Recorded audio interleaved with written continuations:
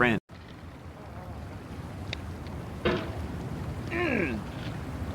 There's no feeling more intense than starting over.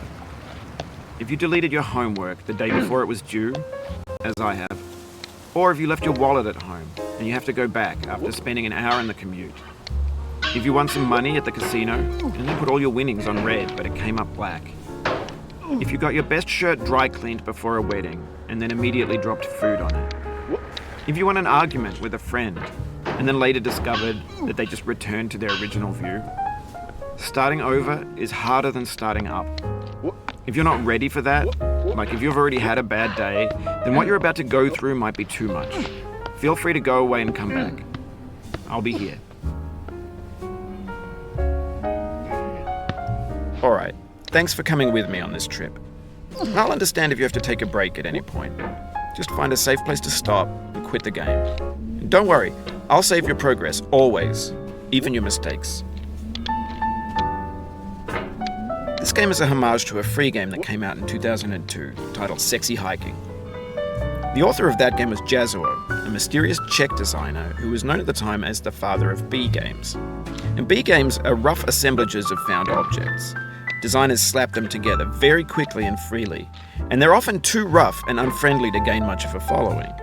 They're built more for the joy of building them than as polished products. In a certain way, Sexy Hiking is the perfect embodiment of a B game. It's built almost entirely out of found and recycled parts, and it's one of the most unusual and unfriendly games of its time. In it, your task is simply to drag yourself up a mountain with a hammer. That act of climbing, in the digital world or in real life, has certain essential properties that give the game its flavor.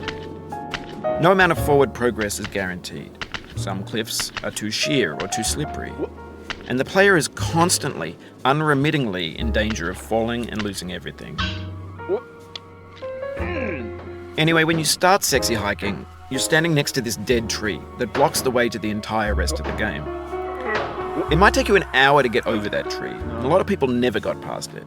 You prod and you poke at it, exploring the limits of your reach and your strength, trying to find a way up and over. And there's a sense of truth in that lack of compromise. Most obstacles in video game worlds are fake. You can be completely confident in your ability to get through them once you have the correct method or the correct equipment or just by spending enough time. In that sense, every pixelated obstacle in Sexy Hiking is real. The obstacles in Sexy Hiking are unyielding, and that makes the game uniquely frustrating. But I'm not sure Jazuo intended to make a frustrating game. The frustration is just essential to the act of climbing, and it's authentic